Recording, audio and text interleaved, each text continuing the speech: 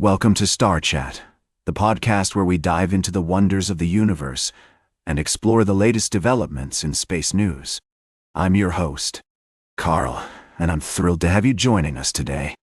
As we gaze up at the night sky, we're reminded of the countless mysteries waiting to be unraveled.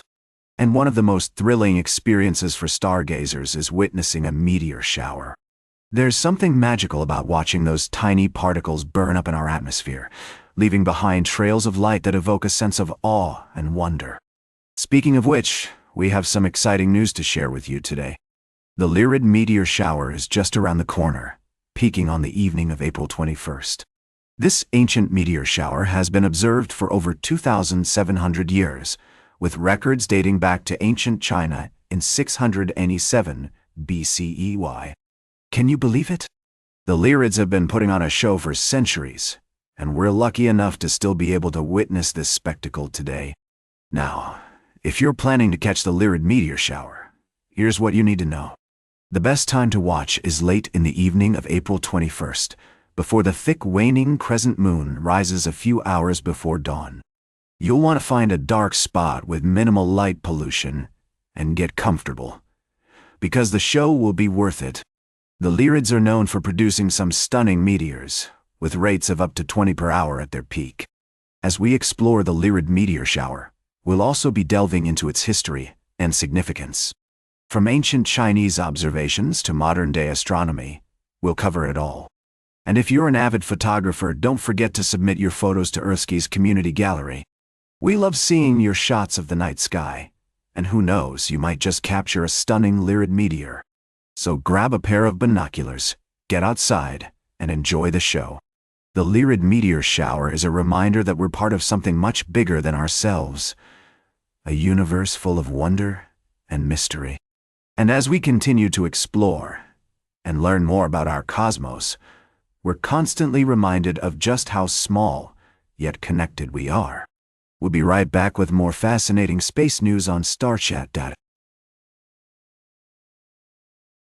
Welcome back to StarChat, folks. I'm your host, Carl, and we're excited to dive into the fascinating world of astronomy. Today, we've got two incredible stories that are out of this world. Literally. Let's start with a stunning discovery that's taking us back in time to the early universe. Imagine being able to see our home galaxy, the Milky Way, as it was just 1 billion years after the Big Bang. That's exactly what an international team of astronomers has achieved by spotting the most distant spiral galaxy yet known, which they've named Zhulong, or Torch Dragon. This ancient galaxy is a staggering 13 billion light-years away, and its light has traveled so far across the universe that it has redshifted to a high degree. But, despite being so young, Zhulong already shows a surprisingly mature structure, with a central old bulge, a large star-forming disk and spiral arms, features typically seen in nearby galaxies. What's even more remarkable is how similar Zhulong is to our own Milky Way in shape, size, and stellar mass. It's like looking at an ancient cousin of our galaxy. The researchers are thrilled to have found such a compelling analog for the Milky Way so early in the universe. That's not all.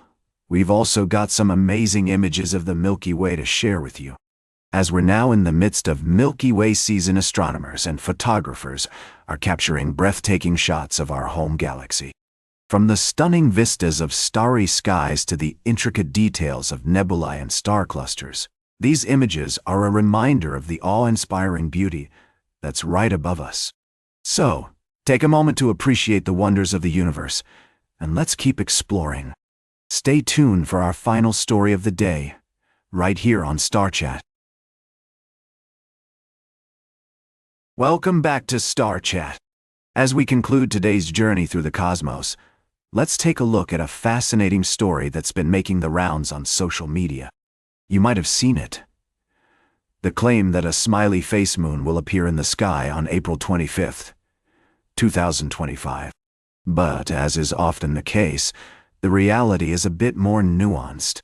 While there will indeed be a crescent moon in the sky before dawn on April 25th, accompanied by two bright planets, Venus and Saturn, It won't quite look like the images that are circulating online. The biggest differences between reality and the image are that the two planets have vastly different brightness levels, and they won't just be peeking over the dark edge of the moon. Plus, the smiley face will be lying on its side.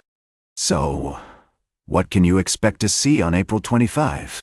About 30 minutes before sunrise, the thin, waning crescent moon will form a triangle with brilliant Venus and the much dimmer Saturn.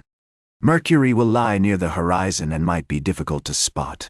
And if you look closely, you might also see the dark part of the moon gently glowing with earthshine, which is light reflected from Earth. Now, I know some of you might be thinking, but Carl, why can't we just have a smiley face moon? Well, my friends, the universe doesn't always work that way. The beauty of astronomy lies in its complexity and nuance. And while we might not get a smiley face moon, we do get to see some amazing celestial alignments and phenomena.